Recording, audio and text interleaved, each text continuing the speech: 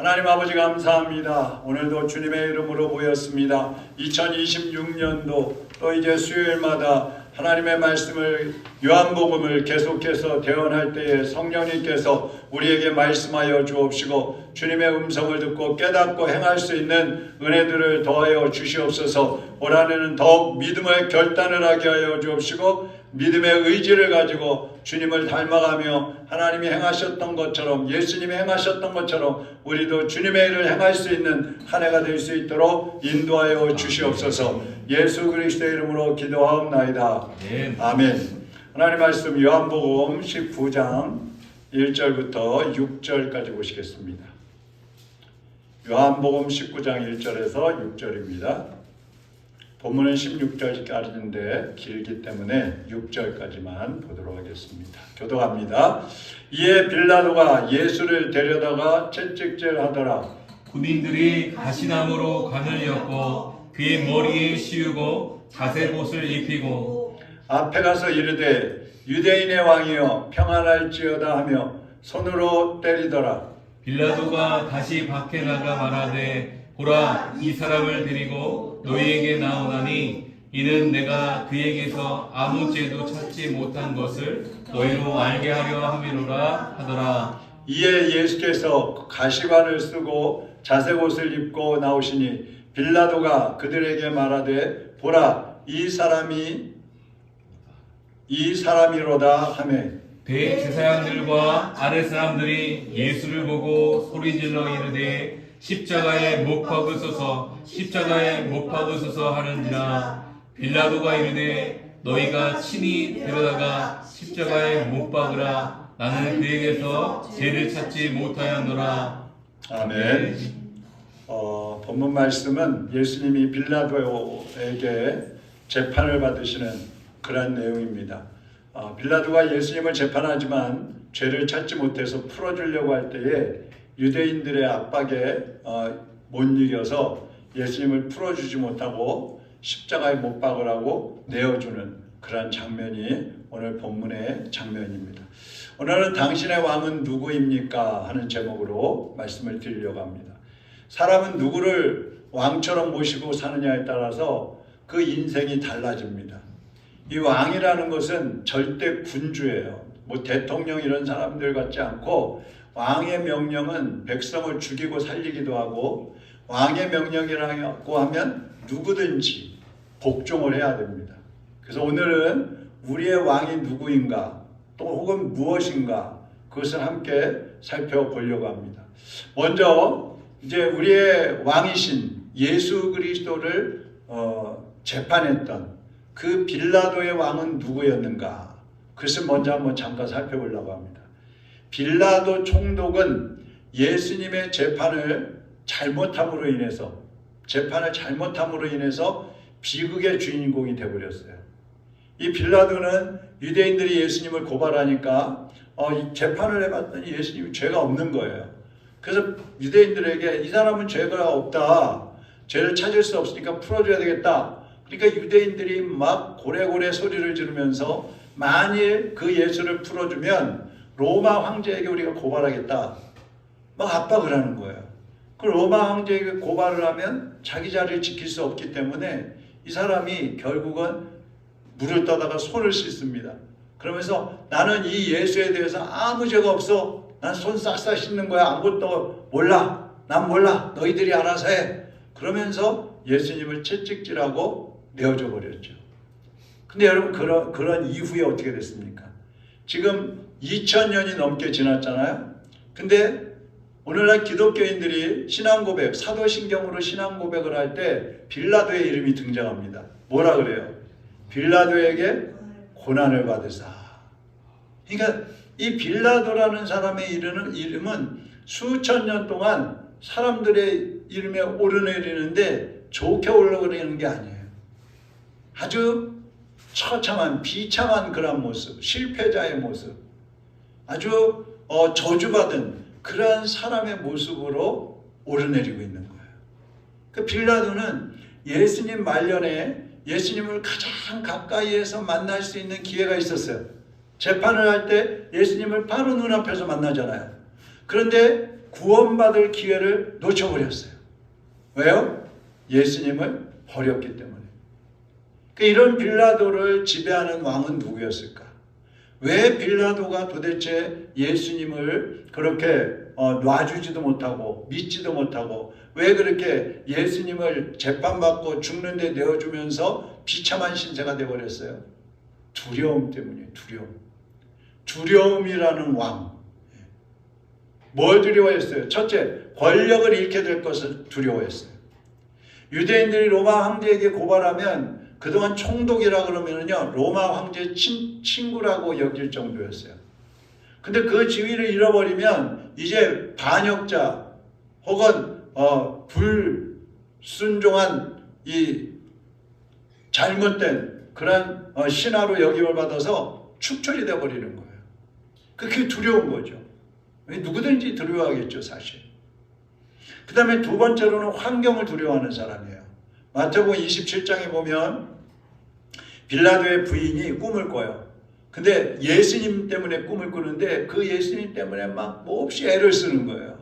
그 내용은 자세히 안 나오지만 예수님 때문에 힘겨워했다 그랬어요. 그러면서 자기 남편한테 사람을 보내갖고 여보, 내가 어젯밤에 꿈을 저 예수라는 분 때문에 꿈을 꿨는데 그분은 아무래도 죄가 없는 것 같아. 그분한테 손대지 말아요. 함부로 하지 말아요. 그렇게 언질을 합니다.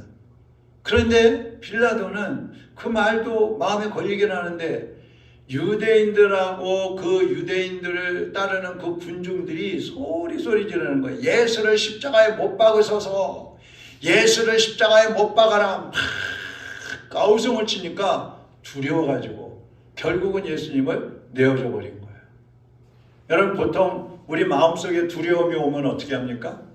그걸 벗어나기 위해서 막 애를 쓰죠. 막 노력을 합니다. 그런데 내 힘으로 그 두려움을 몰아내려고 하다 보면은 실패할 때가 많아요. 안 될 때가 많아요. 그래서 결국은 실패하는 거, 넘어지는 거예요. 그 빌라도는 그 두려움을 이기지 못해서 인류 역사에서 가장 비참한 사람으로 예수, 인류의 메시아를 죽이는 그러한 이 신세로 결국은 역사에 남고 말았어요. 자, 그러면 우리 현대인들은 오늘날 무엇을 왕으로 모시고 살까? 자, 왕이라는 것은 나를 지배하는 거예요. 내가 끌려다니는 게 나의 왕이에요. 그 여러분은 뭐한테 끌려다니십니까? 요즘 사람들은 뭐에 끌려다닐까요? 첫 번째는요, 사람을 왕으로 모시는 거예요. 사람. 우리 신앙생활하는 교인들 중에도요, 사람을 의식해가지고 교회에서 헌금도 누가 보니까 하고, 기도도 누가 보니까 하고, 성경도 누가 보니까 읽고, 봉사도 누가 보니까 할 수 없이 하고, 그 체면 때문에 열심을 내는 사람들이 있어요. 이런 사람들은 예수님보다 사람을 우선으로 여기는 거죠. 가족이나 친척에 집중을 해가지고 예수님께 소홀히 하는 사람들이 있어요. 이런 사람들 역시 사람을 왕으로 모시는 사람이에요. 그 사람을 두려워하고 사람의 비위를 맞추려고 하고 사람을 의식하면서 살아가는 거죠. 하나님보다 사람을 의식하고 하나님 자리에 사람을 앉혀놓고 그 사람들 때문에 자기의 생활을 그냥 끌려다니고 있는 거예요. 두 번째로 왕은 욕심입니다. 욕심.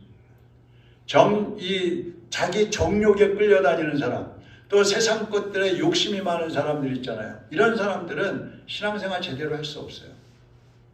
이 욕심이 많은 사람은 예수님을 따르겠다고 결정을 했다가도 자기 이익이 될 만한 일들이 생기잖아요. 그럼 예수님을 떠나버립니다. 욕심이 우선인 거야. 근데 진실한 그리스도인들은 어떻습니까? 세상 욕심에 끌려다니지 않는다는 것이죠. 세상 욕심보다 나에게 아무리 큰 이익이 돌아오는 일이 있다 할지라도 그것이 하나님을 섬기는 데에 방해가 되고 걸림이 된다면 그것을 끊어내는 것입니다. 요한복음 16장 33절 한번 보세요. 같이 한번 읽어보겠습니다. 이것을 너희에게 이르는 것은 너희로 내 안에서 평안을 누리게 하려 함이라. 세상에서는 너희가 환난을 당하나 담대하라. 내가 세상을 이기었노라. 아멘. 우리가 믿는 예수님은요, 이미 세상을 이기신 분이에요. 내 안에 계신 예수님이 세상을 이기셨어요. 그렇다면 나는 어떤 존재예요? 세상을 이기신 분을 모시고 사는 사람이에요. 그렇기 때문에 예수님 안에 있는 사람들은 세상 것들의 지배를 받는 것이 아니라 세상 것을 지배하면서 살아야 돼요. 돈의 지배를 받는 게 아니라 돈을 지배하면서 살아야 돼요. 어떤 우리의 욕심과 정욕에 끌려다니는 게 아니라 그것들을 절제하고 조절하면서 살아야 돼요. 그게 세상을 이긴 사람의 모습인 거예요. 빌라도나 유대교의 그 지도자들은요, 자기 자리를 지키기 위해서 그 욕심 때문에 예수님을 죽이는 자리로 내모른 거예요. 욕심이 잉태한 즉 뭐라 그랬어요? 죄를 낳고, 죄가 장성하면 어떻게 돼요? 사망에 이른다 그랬어요. 그러니까 욕심이 많으면 결국에는 사망에 이르게 되는 거예요. 아무도 예외가 없어요. 욕심이 많으면 인간관계도 깨져버려요. 욕심 부리는 사람 좋아하는 사람 있어요? 인간관계 하다 보면 자기 이익만 챙겨. 아주 밉죠. 얄밉죠. 하나님 앞에 어때요? 하나님과의 관계도 깨질 수밖에 없어요. 그러니까 욕심이 많은 사람은 하나님과도 관계가 안 되고 사람과도 관계가 안 되고 외톨이에요. 혼자서 외롭게 살다가 결국은 망하는 길로 가버리는 것입니다. 그래서 우리는 어떤 욕심이든지 정말 예수님을 닮아가고 주님을 위해서 내가 더 힘쓰겠다는 그런 욕심이 아니라면 다 내려놔야 되는 것입니다. 그것이 세상을 이긴 사람의 모습인 거예요. 세상을 초월한 사람의 모습인 거예요. 우리는 이 세상에 살고 있지만 세상에 끌려다니면 안 됩니다. 이 세상을 다스릴 줄 알아야 돼요. 조절할 줄 알아야 돼요. 자기 자신도 다스릴 줄 알아야 돼요. 이게 안 되면 우리의 신앙생활은 실패할 수밖에 없는 거예요. 우상을 섬기는 것도 마찬가지예요. 왜 사람들이 우상을 섬길까요? 하나님 버리고. 욕심 때문이에요. 욕심. 그 우상을 따라가면 뭔가를 얻을 수 있다고 생각하기 때문에 따라가는 거거든요. 그래서 이 욕심은 모든 죄의 근원이 되는 것입니다. 근원. 그러니까 죄가 잉태하면 사망에 이른다 그러는 거예요. 그 다음에 세 번째로 환경을 왕처럼 모시고 삽니다. 제자들이 예수님을 배에 태우고 예수님과 함께 바다를 건너가는데 막 풍랑이 몰아치는 거예요. 파도가 몰아치고 물이 막 배 속으로 막 들어옵니다. 그때 제자들 어떻게 해요? 예수님 살려주세요, 살려주세요. 우리 죽게 생겼어요. 막 주무시는 예수님을 깨우죠. 예수님이 일어나셔서 바다를 잠잠하라. 여러분, 예수님이 같이 탄 배가 막 흔들리다가 침몰해서 물속에 빠져버리면, 만약에 예수님이 돌아가신다면 제자들도 같이 죽는 건 당연할 거고, 예수님이시니까 그 풍랑이 몰아쳐도 예수님이 살아나신다면 제자들 너희들 잘 죽어 그리고 내버려 두시겠어요? 살려주실 거 아니에요. 그러니까 예수님과 동거동락이거든요. 그럼에도 불구하고 환경이 몰아치니까 예수님을, 옆에 계신 예수님도 믿지 못하는 거예요. 의지하지 못하는 거예요. 베드로가 물 위로 걸어오시는 예수님을 보고, 예수님 정말 예수님이시라면 저도 물 위로 걸으라고 해주세요. 그래, 걸어와라. 그러니까 베드로가 바다 위로 팍 뛰어내려가고 막 저벅저벅 첨벙 걸어가잖아요. 그땐 좋았어. 근데 한참 걸어가다 보니까 앞에 파도가 확 몰아칩니다. 그러니까 깜짝 놀라가지고 두려워가지고 예수님 살려주세요. 예수님이 앞에 계시는데도 밀려오는 파도가 보이는 거예요. 우리도 예수님을 믿는데도 밀려오는 환경이 보이는 거예요. 그러니까 우리도 환경에 따라서 흔들릴 때가 많잖아요. 우리 주변의 환경이. 예수님은 여전히 그 자리에 계시지만 그 예수님이 안 보이고 환경이 보이는 거예요. 그래서 우리들도 제자들하고 똑같은 상황이 됐다면 아마 제자들하고 똑같은 그러한 모습을 보였을 겁니다. 환경은요, 사람의 마음을 잡아서 흔드는 거예요. 흔들리게 하다가 결국은 물에 빠지게 하는 거예요. 그래서 우리의 마음을 흔들리지 않으려면 딱 고정을 시켜놔야 돼요. 이렇게 묶어놔야 돼요. 어디다 묶으면 될까요, 우리의 마음을? 예? 기둥에다? 네, 예수님께 붙여놔야 돼요. 예수님께. 예수님의 허리에다가 내 허리를 밧줄로 꽁꽁 묶어. 그 예수님이 가시는 대로 따라가면 되는 거야. 물에 빠지면 같이 빠지고, 예수님이 살아나시면 나도 사는 거고, 예수님이 돌아가시면 나도 죽는 거예요. 뭐 예수님 돌아가실 일 없잖아요. 예수님께 마음을 고정을 해놔야 돼요. 빌라도는요, 그 성난 군중들, 그들 때문에 곁에 계신 예수님을 의지하지 못한 거예요. 오히려 채찍질하고 너희들이 알아서 해, 너희들이 죽이든지 살리든지 알아서 해, 난 책임 없어.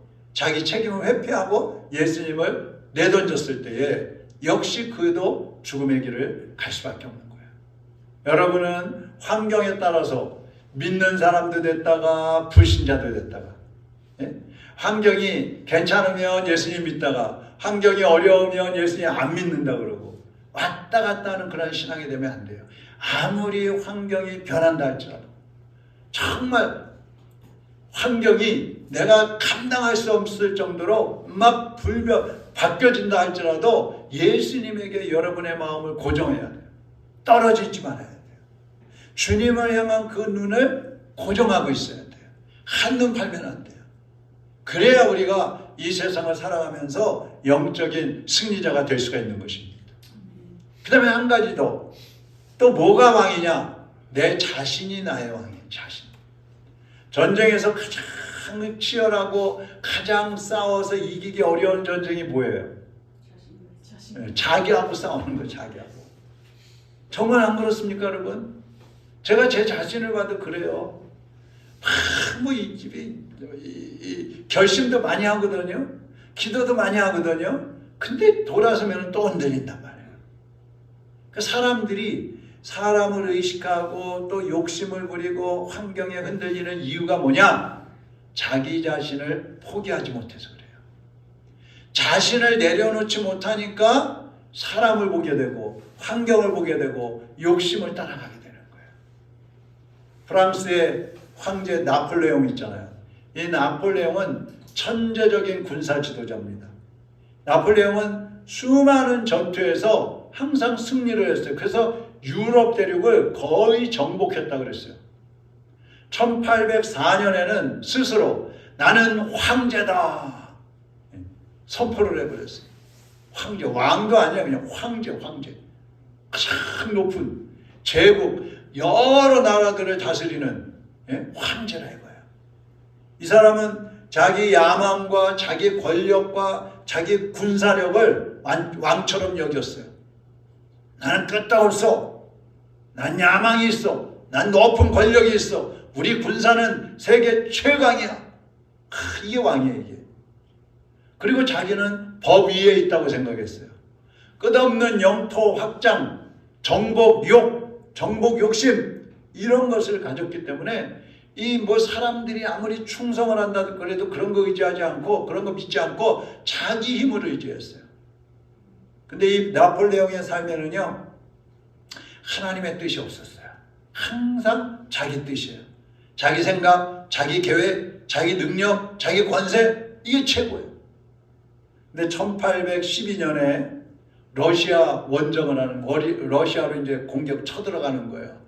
그런데 날씨가 너무 춥고 환경이 안 좋아가지고 가다가 수십만 명의 군사들이 굶어 죽고 얼어 죽었어요. 그때부터 나폴레옹의 제국이 급속도로 추락하기 시작했어요. 결국에는 워털루 전쟁이라고 영국의 웰링턴 장군이 이끄는 연합군하고 전쟁을 하다가 패배를 합니다. 그래서 세인트 헬레나 섬에 유배가 돼가지고 거기서 쓸쓸히 최후를 맞이하게 됩니다. 이 나폴레옹이 말년에 이런 얘기를 합니다. 알렉산더, 카이사르, 또 샤르마누, 이 사람들은 제국을 세웠다. 그러나 예수는 사랑 위에 나라를 세웠다. 나는 강제로 다스렸지만 예수는 사랑으로 다스렸다. 죽으면서 예수님을 인정한 거예요. 이 나폴레옹은요, 권력과 자기 자신을 왕처럼 섬겼지만 그 권력, 자기가 왕처럼 여기던 그 권력과 자기의 힘, 능력이 이 나폴레옹을 지켜주지 못했다 이 말이에요. 스스로 높아지려고 하다가 결국은 하나님을 부인하고 사람들은 실족시키고 자신은 망하는 길로 가는 겁니다. 이스라엘에도 이런 왕들이 있어요. 이스라엘의 첫 번째 왕인 사울이 그랬죠. 자기를 높이기 위해서 기념비를 만들고 자기 멋대로 막 예배를 인도하고, 오늘날로 하면 예배, 그 당시는 이제 제사를 집례하는 거죠. 막 그러다가 결국은 전사했어요. 북이스라엘, 이스라엘이 남과 북으로 갈라졌잖아요. 근데 북쪽 이스라엘의 첫 번째 왕이 여로보암이에요. 여로보암. 이 여로보암은 자기 권력을 지키기 위해서 백성들이, 그 당시에는 이제 예루살렘에 성전이 있었거든요. 그러니까 그쪽으로 자꾸 예배드리러 가는 거예요. 근데 가다 보면은 안 돌아올 것 같으니까 북쪽에다가 금신상을 가지고 금송아지를 만들어 놓고, 이게 하나님이야, 여기서 섬겨, 남쪽으로 가지 마, 일단 막아버렸어요. 근데 그 금송아지가 뭐예요? 우상이 되어버린 거죠. 그렇게 하다가, 여러분 성경을 계속 지금 이제 읽고 계시지만 구약 성경에 보면 가장 악한 왕이 여로보암이에요. 대표적인 인물이 되어버렸어요. 빌라도처럼. 그러니까 자기 중심으로 사는 사람은요, 결국 하나님과 모든 사람에게도 버림받고 쓸쓸하게 인생을 마치게 되는 것입니다. 자, 그러면 어떻게 해야 돼요? 그래서 우리는 다섯 번째로 예수 그리스도를 왕으로 모셔야 된다는 겁니다. 요한복음 18장 우리가 봤던 말씀인데 37절 한번 보시죠. 시작. 빌라도가 이르되 그러면 네가 왕이 아니냐? 예수께서 대답하시되 내 말과 같이 내가 왕이니라. 내가 이를 위하여 태어났으며 이를 위하여 세상에 왔나니 곧 진리에 대하여 증언하려 함이로라. 무릇 진리에 속한 자는 내 음성을 듣느니라. 빌라도가 예수님한테 묻는 거죠. 네가 왕이야? 진짜 왕이야? 그러니까 예수님이 그래, 네가 말한 대로 내가 왕이다. 왕이다. 그러면서 진리에 속한 자는 내 음성을 듣느니라. 이 진리라는 것은 복음, 예수 그리스도를 믿는 사람은 주님의 음성을 듣는다는 거예요. 이 주님의 음성을 듣는다는 말은 순종한다 이 말이에요. 순종한다. 내가 메시아인 것을 믿는 사람, 하나님의 진리의 말씀을 믿는 사람은 나에게 순종한다, 이런 말씀이에요. 예수님은요, 만물을 통치하시는 왕이십니다. 예수님을 왕으로 모시고 사는 사람은요, 자기 자신을 비롯해서 물질이나 아니면 세상의 어떤 환경이나 모든 욕심들을 다 내려놓고 오직 예수님께 순종을 하는 거예요. 이게 예수님을 왕으로 모신 사람이에요. 독일의 보네퍼라는 목사님 있잖아요. 루터교회 목사님인데, 이 보네퍼 목사님은 히틀러, 유태인을 600만 명이나 죽였던 그 히틀러 시대에 활동하던 목사님이에요. 그 당시에 대부분의 교회 그리고 대부분의 목회자들은 히틀러가 무서워가지고 아무 말도 하지 않았어요. 침묵을 지켰어요. 그냥 하라는 대로 따라갔어요. 근데 이 보네퍼 목사님은 예수 그리스도만이 교회의 왕이시다, 그렇게 선언을 했어요. 여러분 생각해 보세요. 히틀러가 뭐 무소불위의 권력을 가지고 아무나 마음에 안 들면 잡아 죽이는데, 거기서 히틀러가 왕이다 이러지 않고 예수 그리스도가 왕이시다 선언을 해버린 거예요. 그리고 예수님을 따른다는 것은 그분의 명령에 무조건 순종하는 것이다, 이런 얘기를 합니다. 또 나를 따르라 이런 책을 썼는데, 그 책에서 또 이렇게 얘기를 해요. 값비싼 은혜는 예수를 따르기 위해 목숨을 내놓는 은혜이다. 이게 값진 은혜라는 거예요. 이 보네퍼는 히틀러가 유대인들을 막 학살을 하니까 그것도 공개적으로 비판을 했어요. 사람을 그렇게 함부로 죽이면 안 된다, 막 비판을 해요. 그러다가 히틀러 암살 저항 운동에 이 보네퍼가 연루되어 있다, 이런 누명을 씌워가지고 붙잡아서 감옥에 가둬버립니다. 그리고 1945년 전쟁이 끝나기 몇 주 전에 교수형을 시켜버려요. 그래서 39살의 나이로 세상을 떠납니다. 처형되기 직전에 이런 말을 했어요. 이것은 끝이 아니라 시작입니다. 내가 지금 죽는다고 하는데 나의 죽음은 끝이 아니라 이제부터 시작입니다. 천국 생활의 시작이라 이거예요. 이 보네퍼는 예수님을 왕으로 모시는 것이 가장 옳은 일이다 하는 것을 모든 사람에게 보여주었습니다. 자, 여러분이 예수님보다 더 사랑하는 것이 있다면 그것을 다 내려놔야 합니다. 그리고 예수 그리스도만을 왕으로 모셔야 합니다. 제가 보네포와 나폴레옹을 얘기했는데, 보네포는 예수님을 왕으로 모셨기 때문에 죽음 앞에서도 흔들리지 않았고요. 나폴레옹은 자기 자신과 권력을 왕으로 모시고 살았기 때문에 정상에 올랐다가 오히려 몰락하고 말았어요.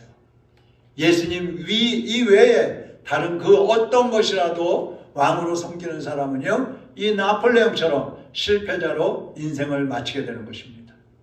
지금 여러분의 왕은 누구입니까? 여러분은 누구를, 무엇을 왕처럼 섬기면서 사세요? 한번 자신을 돌아보면서 우리 보네포 이 목사님이 쓴 그런 찬양시 같이 한번 찬양을 해보도록 하겠습니다. 주 선한 능력으로 안으시네.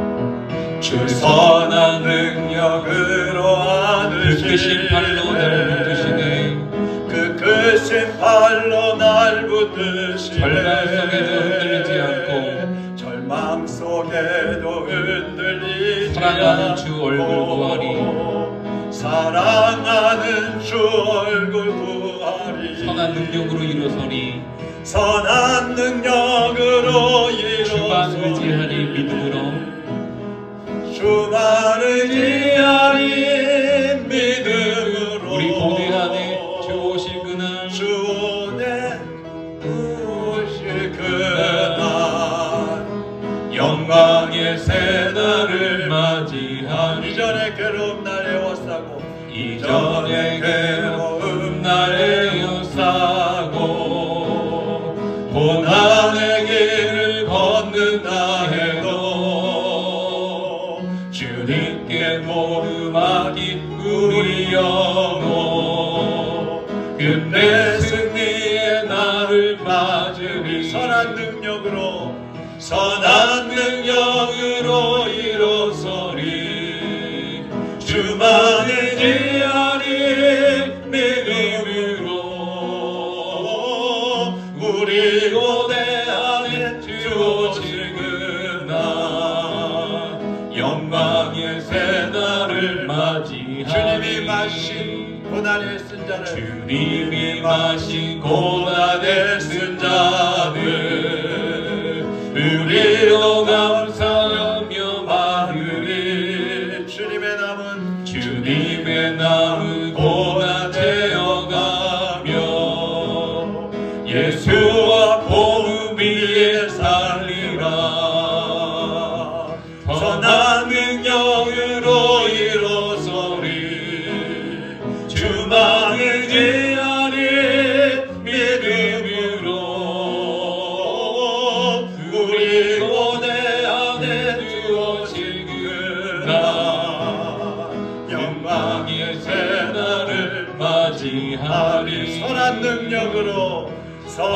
능력으로 일어서리. 주만 의지하리 믿음으로. 우리 고대 안에 주오실 그날 영광의 새날을 맞이하리. 함께 기도하겠습니다. 주님께서는 우리의 선한 손으로, 선한 능력의 손으로 우리를 인도해 주십니다. 주님 오시는 그날까지 우리의 믿음을 주님께 고정하고 우리의 눈을 주님께 고정하고 주님을 따라가는 삶을 살아가야 되겠습니다. 오직 주님만이 나의 왕이십니다. 나의 아버지이십니다. 나의 주인이십니다. 고백하면서 주님이 가신 그 길을 우리도 믿음으로 따라가야 되겠습니다. 하나님 우리를 인도하여 주옵소서. 세상에 어떠한 환경에 변화가 있다 할지라도, 어떠한 유혹의 욕심이 온다 할지라도, 세상에 어떠한 환경으로 내가 추락한다 할지라도 사람을 보지 않고 욕심을 따르지 않고 환경을 바라보지 않게 하시고 오직 예수님만을 바라보며 믿음으로 달려가게 하여 주시옵소서. 우리 함께 기도하시고, 그리고 여러분의 기도 제목과 나라와 민족을 위해서 함께 기도하다가 돌아가시기를 바랍니다. 우리 주여 한번 부르고 기도를 시작하겠습니다. 주여!